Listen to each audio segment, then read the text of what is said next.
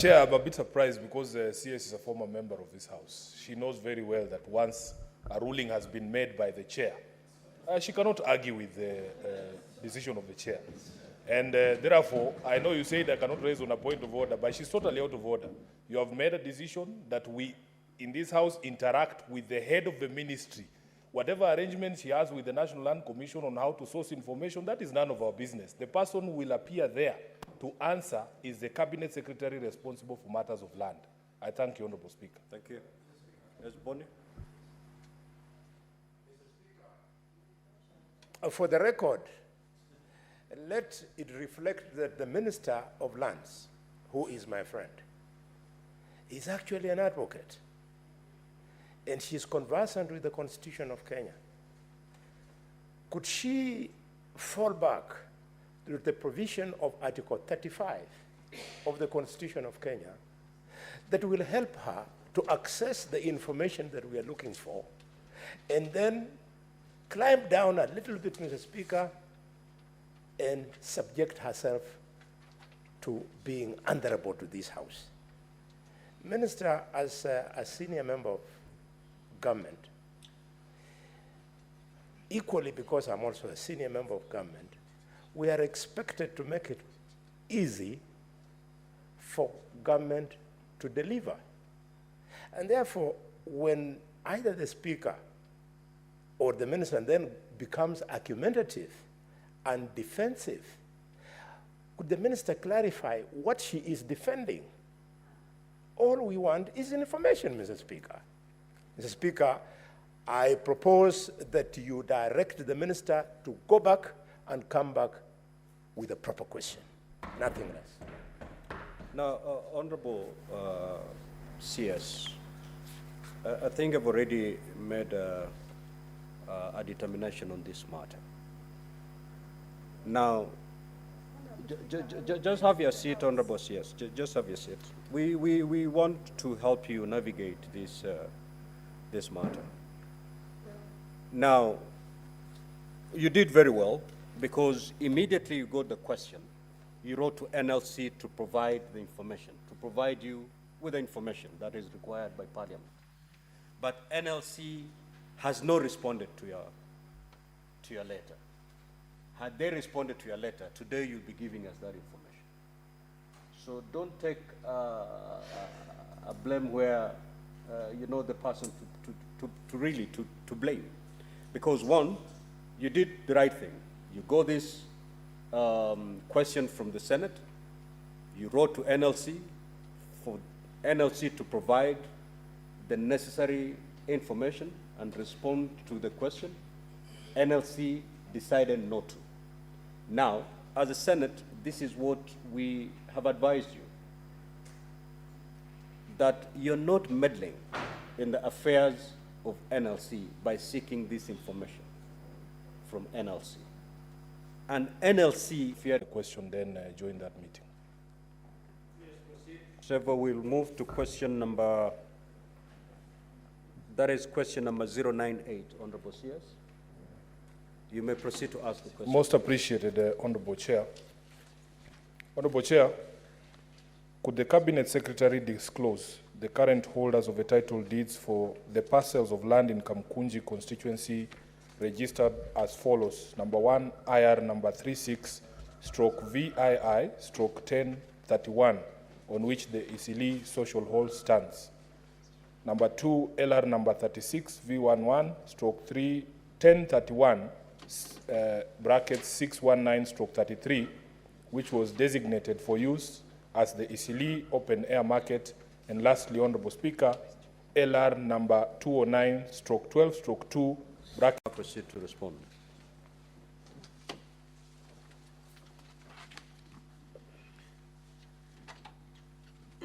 Thank you, Honourable Speaker. The question is in three parts, and then the answer that I'm providing this morning, Honourable Speaker, is that in regard to question 5.1 and 5.2, I request for more time to be able to provide a comprehensive response because I cannot find some of my records. So I'm not able to bring the information. I need more time. I have already assigned the relevant department to comb through all our records to see whether we can get the necessary files. Then we have number 3, Roman 3. I wish to respond as follows. I think I have given a long statement there. Certificate title number LR 209/1712, original number 1042 and 1041, being a portion of the premises comprised in a grant dated 21st of May 1929, is located in the city of Nairobi, measuring approximately 0.34436 of an acre, for a term expiring on 1st of August 2024, and for an annual rent of the amount stated there, 720, and we've given an extra 5 a copy of that title. The land was initially registered in favor of John Herbert Turner on March 1, 1929. The registered proprietor charged the property, and a charge instrument was registered on 2nd of December 1930. Later, on 11th of May 1931, the property was discharged and a transfer was registered in the name of Ferdinandis, and an extra 4 speaks to that transfer. Honorable Speaker, on 27th of January 1933, this property was transferred to Kenya Loan and Discount Limited for a consideration amount of 10,000, but that was in 1933. Thereafter, October 23rd, 1942, a transfer via the public auction of said property to Alan Rakea and Mohammed Sharif, both sons of Nizam Din of Nairobi, and Firoz Din and Azin Din, both sons of Haji Faten Din of Nairobi, as tenants in common in equal shares. An extra 5 has the transfer by public auction and as evidence. Honorable Speaker, then on 26th of November 1996, a decree by the civil case number 3279 of 1994 originating summons was registered against the title, and on November 17th, again 1997, a vesting order or transfer was registered transferring this land to Shauri Moyo Furniture Makers Cooperative Society, freed from all encumbrances, and an extra 6 speaks to that court order. Subsequently, then a provisional certificate of title was issued in favor of the cooperative society, Shauri Moyo Furniture Makers Cooperative Society Limited, in 1998, 14th of May. Honorable Speaker, then on 22nd of May 2002, another vesting order was issued transferring the land to several persons, that is Francis Garoya Joroge, Stephen Joroge Irongo, Josephat Mutuku Musembi, Stephen Mwangi Kemani, and Stephen Kamau Mochiri as trustees for themselves and the other plaintiffs as tenants in common in equal shares. And we have also attached an extra 7, being the court order. Several other court orders were registered, emanating from the same suit up to and including 9th of March 2015, restraining order and prohibiting all dealings. And that order is dated 23rd of October 2019, sorry. And then, and this was registered against the same title. Honorable Speaker, on May 25th, 2022, for a consideration of 130 million, this land was transferred to Mirage Supply and Contractors Limited. And since then, this property has not changed hands.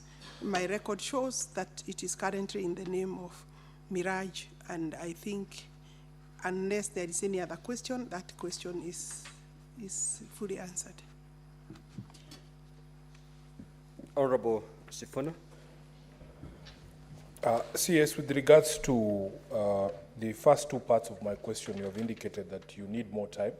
Perhaps you could just indicate how much time you need for us to get these responses. And you have confirmed to me that the cooperative society actually sold this land themselves to a private entity.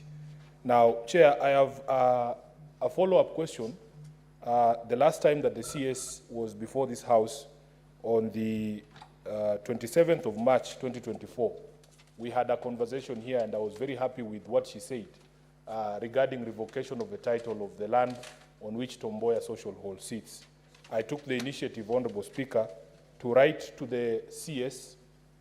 In fact, when she was here, she promised us that she would be revoking the title that had been given to a private developer and returning that land to the Nairobi City County on behalf of the people of Nairobi. Honorable Speaker, on the 8th of April 2024, I wrote to the Cabinet Secretary responsible for land, because even after her pronouncements, we could see that there was still development going on at the property. And she wrote back to me on the 13th of May 2024, saying that she's following up, and in fact that she was still, the position of the ministry was that that title was going to be revoked. So now that she's here, and she had made that promise before this House, I would want her to give the House an update on the process of revocation of the title that had been issued to a private developer over the land on which Tomboya Social Hall sits. I thank you, Honorable Speaker. Honorable CS. The first question supplementary to that is how much time I need. Sometimes it's quite difficult because I would, when a file is removed from its usual place, then it becomes a bit difficult to tell how much time you will need. But possibly we can work with another 30 days. We can work with another 30 days. And maybe the Honorable Senator, if you have some details in respect of those parcels, you could give me for purposes of reconstruction, because if I cannot get my file, then I would be able to get useful assistance by any document that speaks to the title for purposes of reconstruction. So 30 days, we are working hard to get the file. Then the last one is on Tomboya. It is true, I think after my pronunciation, my statement to this plenary, my office started working on the revocation process. It is a process that requires at least maybe about 90 days to 4 months, because one, you have to write to the holders of that title and call for it. We've already done that. But before we could proceed with gazettement of the need to revoke, we were served with the proceedings of the High Court. I believe, Honorable Senator, you are aware. The case number, I had asked for, there is an order for status quo, but I'm still looking at ways of fulfilling what I stated on this floor. But there is a court order. These people have gone to court. They are not relenting, but the position of the ministry is that whichever way, this property is not transferable, because it's a secured and preserved space for town hall. So whichever, and we have already filed sub-statements to court to respond to that effect.